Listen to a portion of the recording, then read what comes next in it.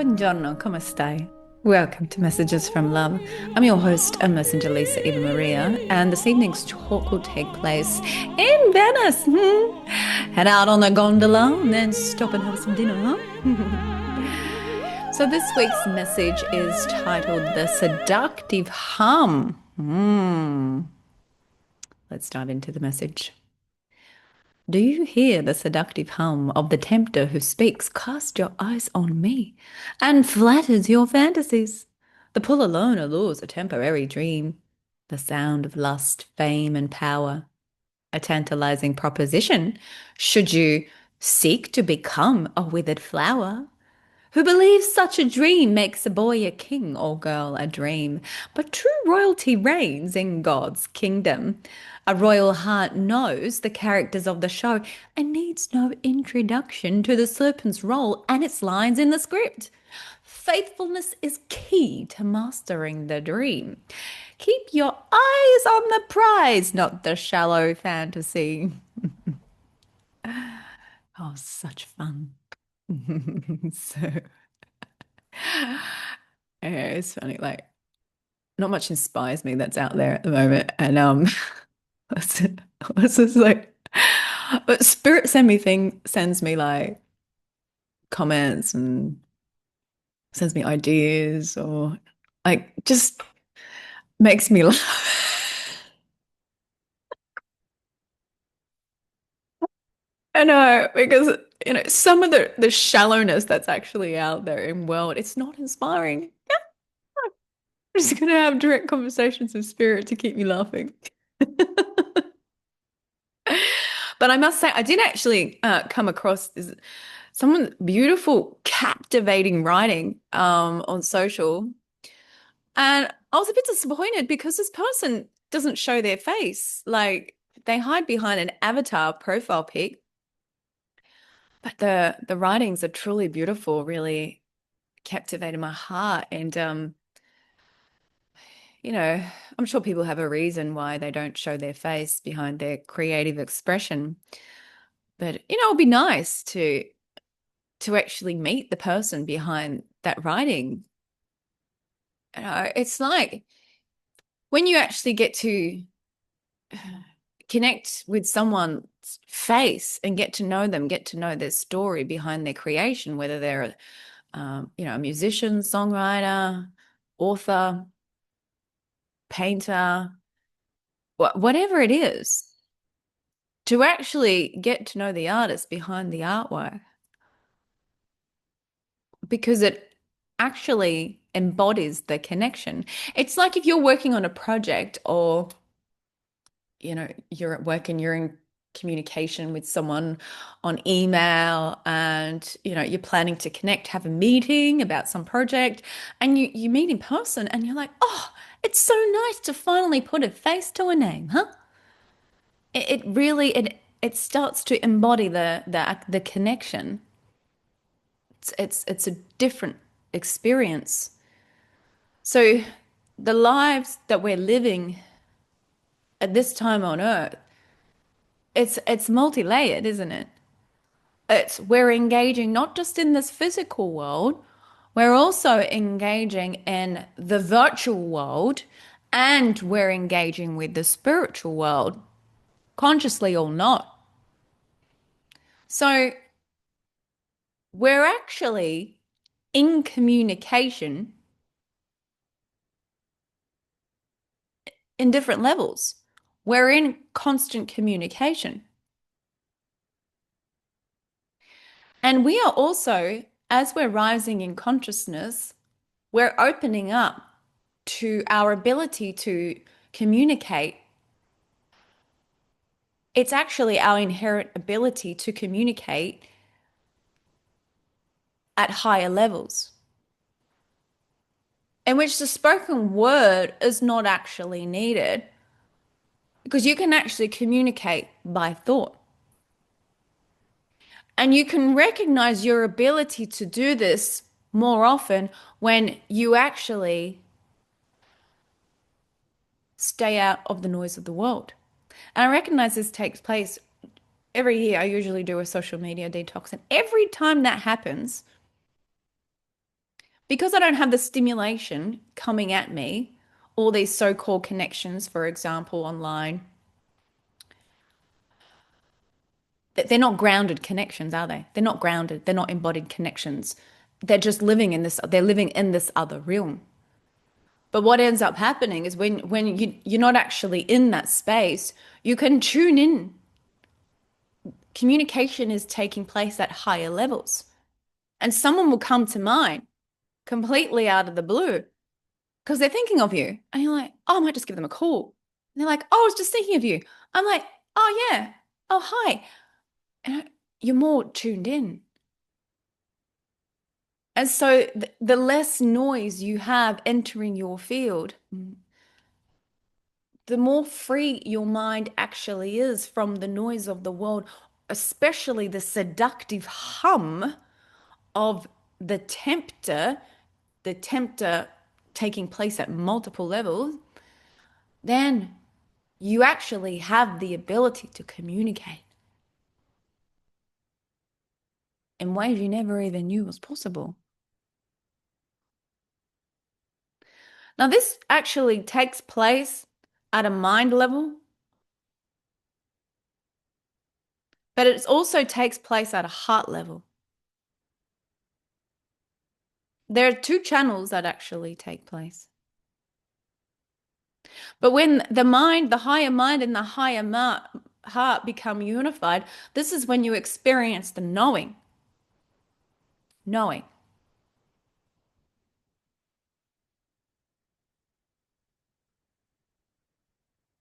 Knowing. Because this is connecting. Communication. Energy is communication. It's always communicating to us. You know, I've always had the ability to, I call it read energy. Well, I'm not like reading it. I'm not seeing the colors or anything. How I read it as a communication. It's communicating something. But before I understood this, before I even knew this, I couldn't understand what was taking place within me. So whilst I could read the energy of, for example, someone that's in my space, it would be very difficult when what they're saying is conflicting to the energy that they're actually presenting. But I've got no physical evidence that there's discord, that they're lying, because I can't prove it. And then I actually look like I'm the one going crazy if I try and say something, right? So that has been very, very difficult. But there have been moments that, something in the physical would manifest to confirm my energy reading. And then that it wasn't until I'd have the physical evidence that I could actually um, have that confronting conversation with another. And so imagine that. Imagine like going through life where you're hearing things, you're hearing information, or you're seeing information, but then you're feeling something different because what I'm feeling takes place at a whole other level that's more in alignment with truth because energy doesn't lie. And so much in this world actually lies. And so that's why but then, on the upside, we go through an experience like COVID, I could read the energy. And because I had learnt to trust myself by then, finally, then I was able to take a path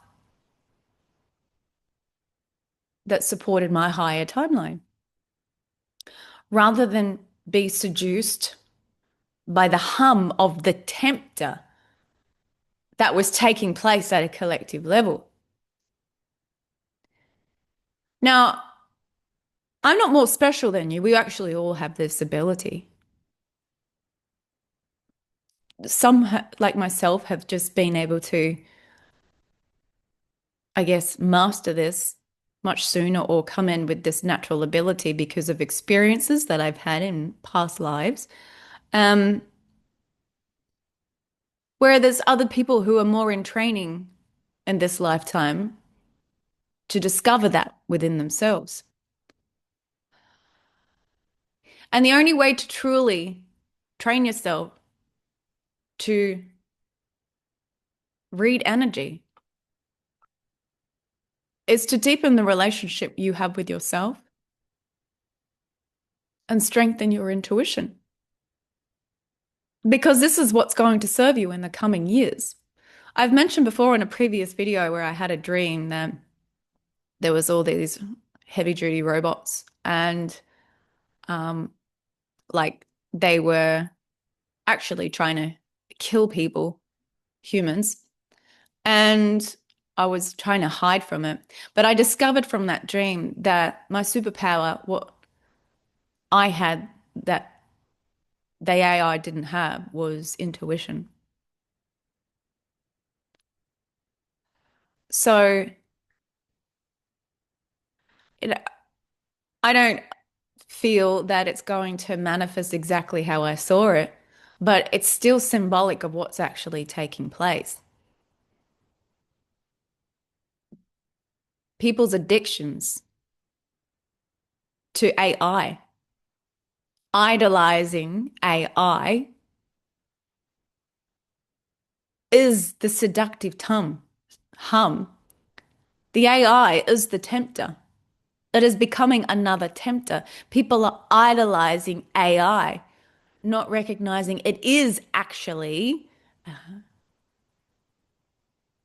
the lower aspects of AI. The AI agenda ultimately is about seeking power to diminish your own God flame.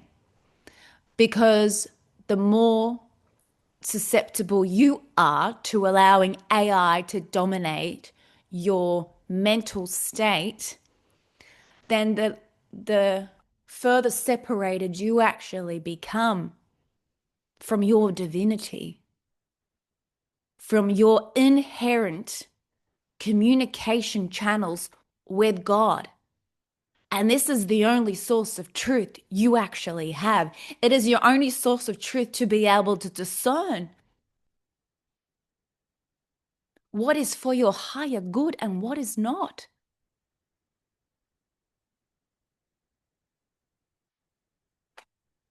So the seductive hum doesn't come in the form of, some sexy woman, but although someone will hear seduction, straight away they think of some attractive woman that's trying to seduce a man, and that's what they consider seduction. Oh, yes, of course you would want to be stuck in that train of thought. Yeah, blame it on her, huh? But that's only because you don't want to recognize all the ways that actually the seductive hum of the tempter is actually taking place on in so many ways in your life beyond that, beyond sex. Yeah. It's taking place with your addiction to food, your addiction to pharmaceutical drugs, your addiction to um, trying to perfect everything, your addiction to the material things of this world, your addiction to having more, your addiction to becoming more, your addiction to having more power. This is all the seductive hum of the tempter who speaks, cast your eyes on me, because it flatters your fantasies. Because it makes you believe if you have this, if you get a taste of this, if you just feel into this through your senses, let this tantalize you, let this pleasure you, let this elevate your experience, then you're going to feel better about yourself. But this is just a temporary dream, brothers and sisters. This is not lasting. It cannot be lasting. Because what is real is of love.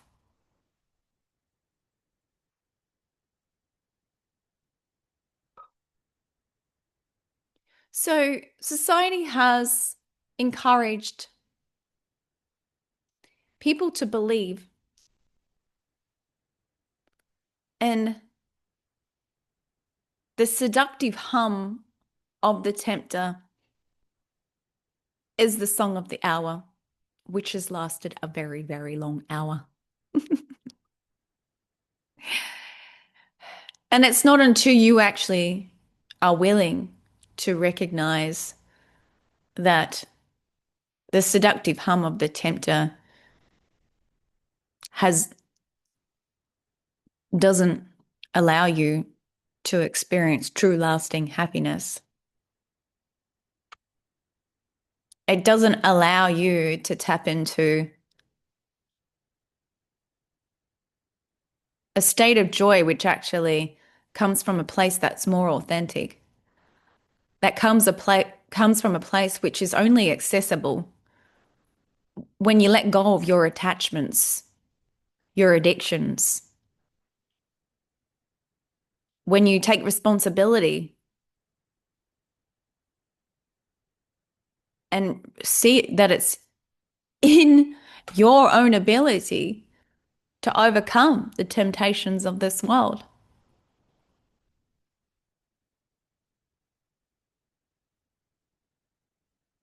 Why do I say this?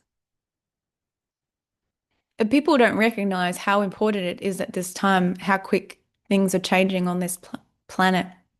Truly, it's happening rapidly. And you're not asked to keep up with the pace of the world. In fact, you're encouraged to depolarize that momentum by simplifying your own life and focusing on what is real, which is the light and love of God. And then from this state, it actually helps you in your healing to do the inner work, to let go of those limiting beliefs you have of yourself, to let go of all the false conditioning and the programming that's taken place since you were born into this world. See, many people can't actually awaken to what's actually taken place in the world because they're not even aware of how it actually shows up in their immediate experience in their relationships. So, for example, emotionally abusive relationships, gaslighting, coercion, blaming and shaming, all these things that happen in intimate relationships. And and people stay in those unhealthy relationships because they believe that's all there is. Or they feel attached or codependent in that relationship, not recognizing there's actually a way out. And it starts with developing a greater love for yourself through self-care and starting to observe the interactions you're having with the world around you.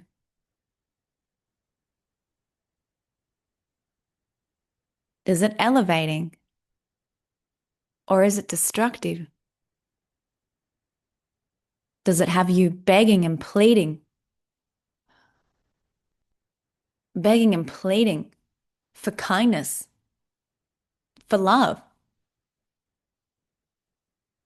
You're not trapped. The only true trap is the limitation of your own mind, who believes that there is no way out. But the only way out is in.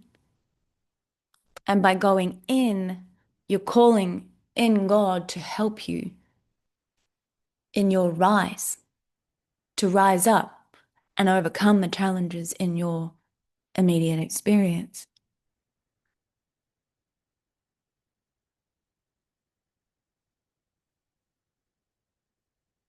So the sound of lust, fame, and power, a tantalizing proposition, because many people, like, they feel broken. They come from a place of woundedness rather than a state of wholeness. And when you come from a state of feeling broken, feeling that you need something outside of you to feel this empty hole of dissatisfaction, then you actually become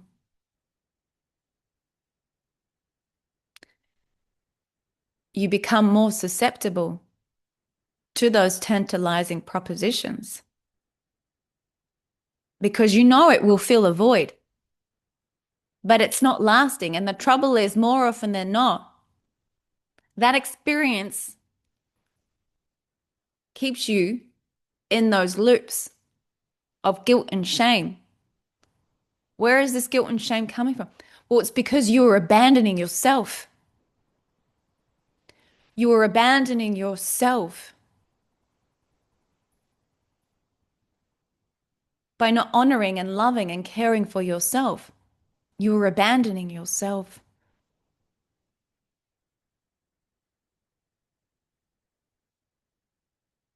to appease another's fantasies, to appease another's desire for control,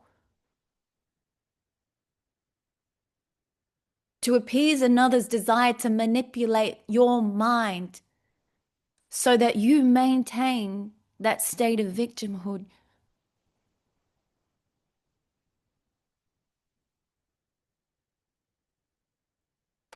It might sound harsh, but this is the reality of the world that we live in. And this is the way a lot of the relationships play out, the dynamics, the unhealthy dynamics within relationships. And you can't expect things to change at a global scale if you're not willing to see it happen in your immediate experience and start creating change. There is help out there. There is help out there, but you have to be willing. Now, that willingness comes from a force greater than your own. It comes from your faithfulness to the light and love of God. And this is the key to mastering the dream. Keep your eyes on the prize, not the shallow fantasy. So that your eyes on the prize isn't about having something, having some relationship or something in this experience, having this job, having this car, succeeding in this or that. The eye on the prize is ultimately you awakening. Your awakening. The prize is ultimately spiritual enlightenment, in which all the temptations of the world don't even faze you. You're not lured. You have moments, but in this new state of consciousness, you develop a strength.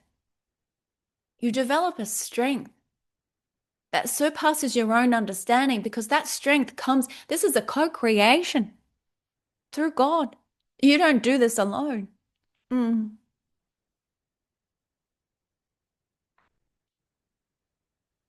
So the prize is to be in peace.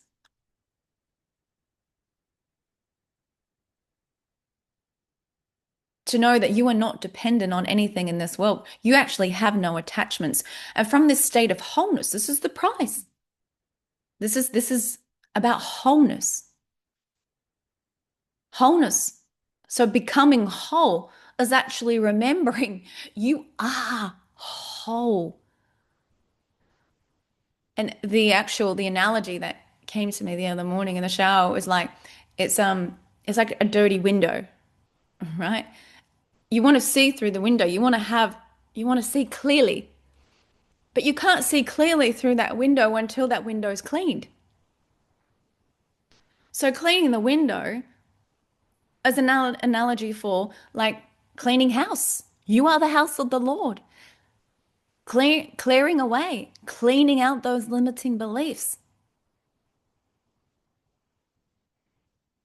allowing yourself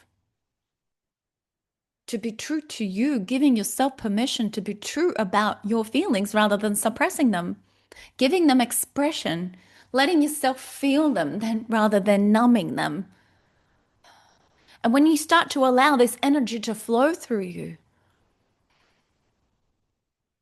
you take your power back because you are actually remembering that you are whole.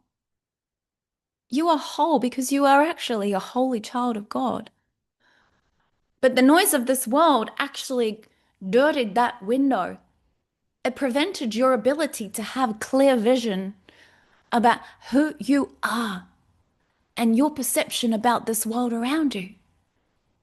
Because when you take this back, you actually stop attracting those experiences in your life because they've got nothing to feed off anymore. They don't have your limiting beliefs to feed off. Yeah. They don't have your self-criticism, your self-judgments, your self-doubt. As this gets cleaned away and you stand in your true power, there's nothing to feed off anymore. So ultimately, the battle is always going to take place in the mind. And no matter what state you're at in your awakening journey, that battle is going to remain there. But as you learn to master your domain, which is mastering the mind, mastering your emotional body, loving yourself,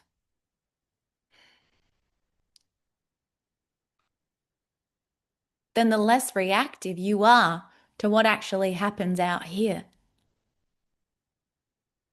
You don't get caught up in the collective. You don't get caught up in the collective mind and the collective creation. You become more sovereign and you are less swayed by the seductive hum of the temptations within this world. This is true power.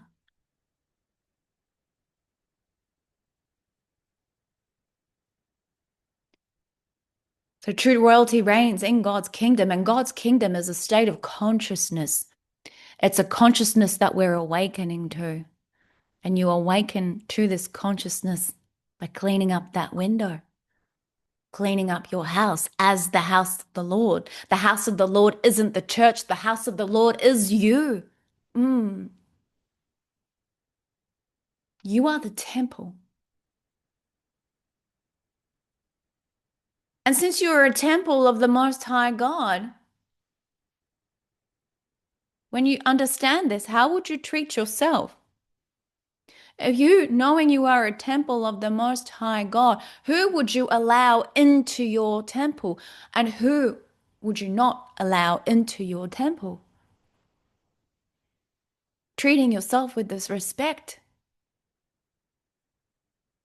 So that self-respect is a prerequisite to overcoming the seductive hum of the tempter. A royal heart knows the characters of the show. Well, that's right. See what happens? I'll tell you what happens. You start to see the red flags and you actually trust them. Yeah. You stop second guessing yourself. You see them.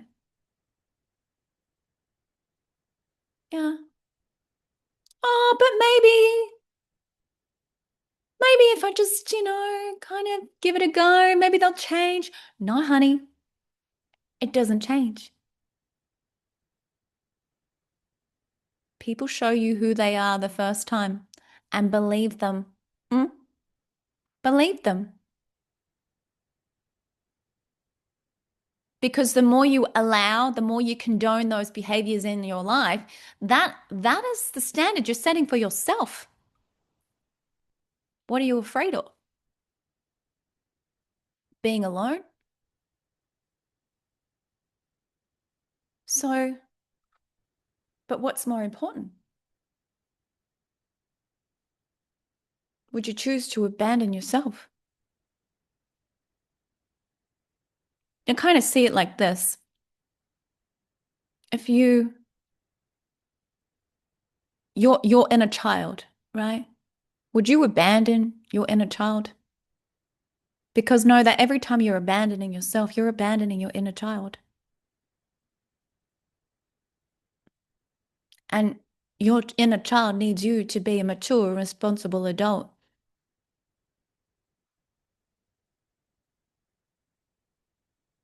need you to see the red flags so you can walk in the light of God and maintain a higher path for yourself. Come home to truth and love.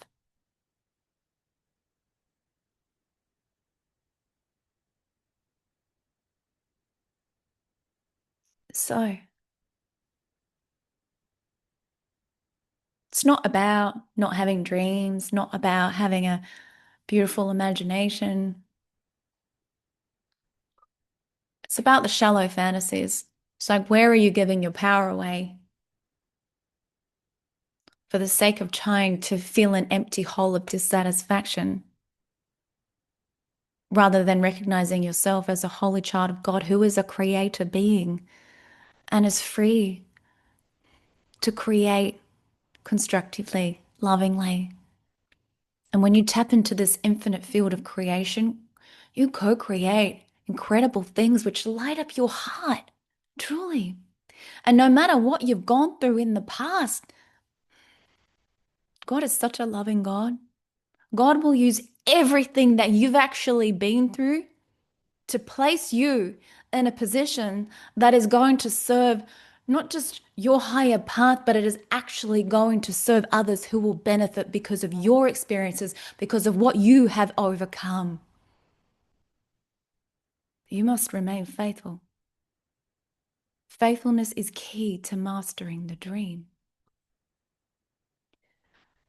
So, A Course in Miracles actually describes, no, keep that. So, when it comes to temptation, I'll actually do a reading from the book. So, what is temptation but a wish to make illusions real? It does not seem to be the wish that no reality be so. Yet it is an assertion that some forms of idols have a powerful appeal that makes them harder to resist than those you would not want to have reality.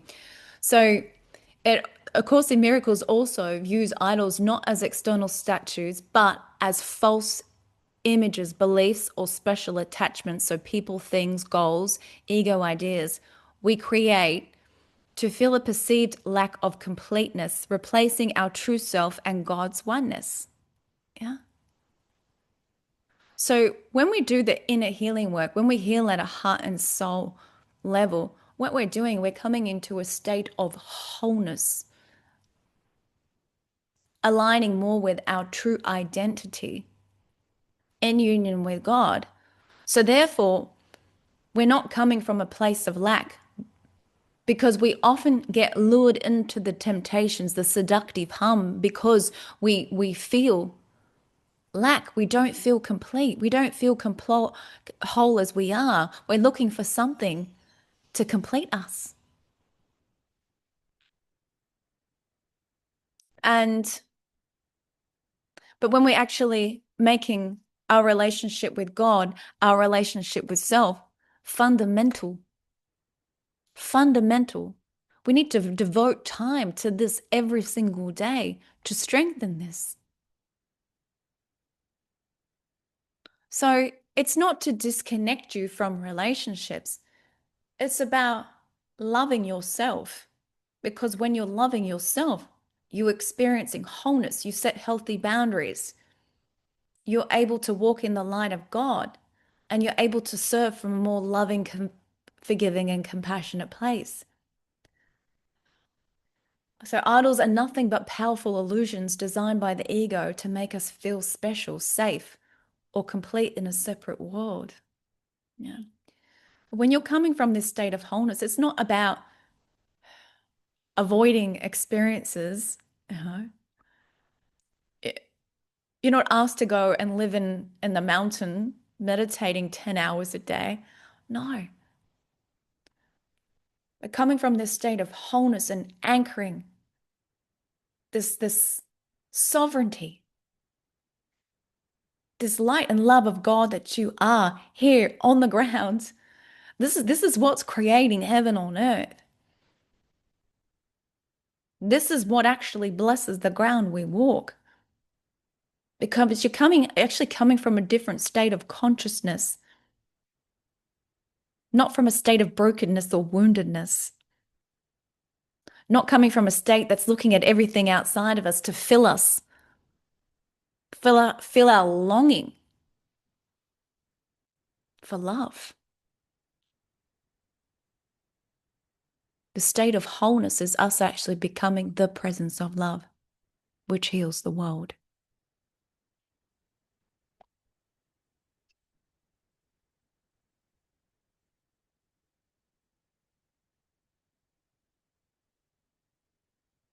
So idols are quite specific, but your will is universal, being limitless, and so it has no form, nor is content for its expression in the terms of form. Idols are limits. Idols are limits. So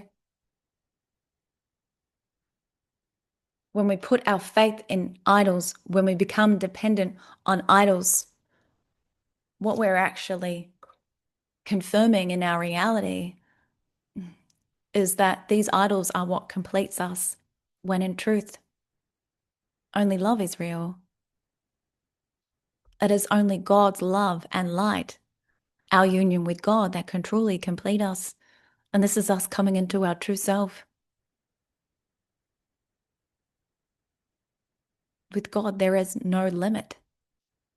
And this is why we invite the will of God in to show us what's possible. Because coming from our limited mind, we're not actually able to see through that clean window. Yeah. So we invite God in to help us clean out that window, help us experience a Christ vision.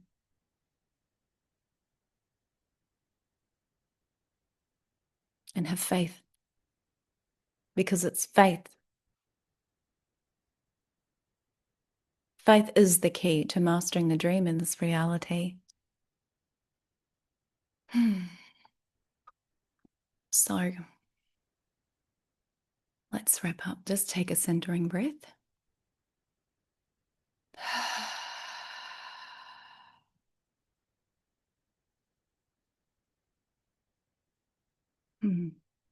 So we are coming into the new year, and many people are thinking about their New Year's resolutions, and perhaps you've already started putting your list of resolutions together. I invite you to close your eyes. I invite you to imagine your list. Imagine your list of prospective New Year's resolutions.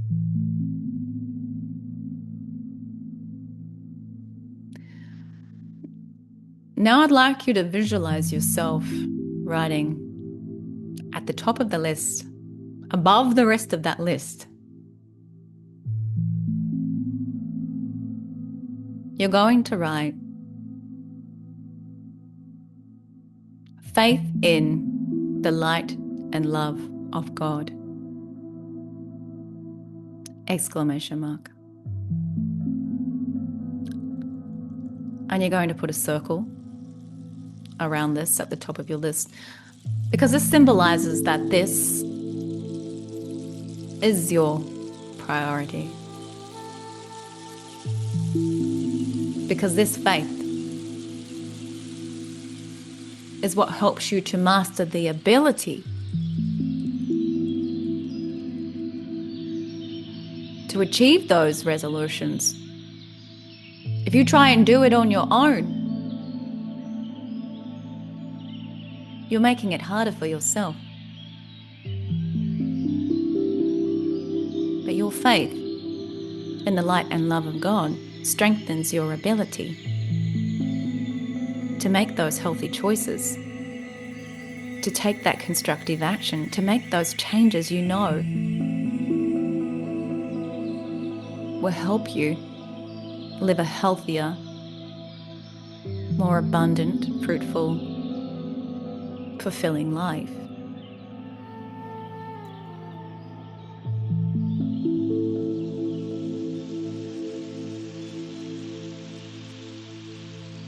And this faith and the light and love of God helps you to overcome the seductive hum of the tempter. You are a holy child of God, and in this remembrance, the noise of this world fades away, and you lean in to the voice of God, which knows the way.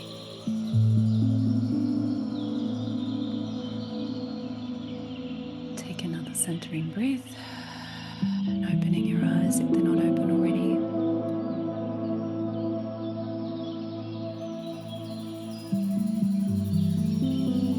Blessings to you and walk in peace. Take care.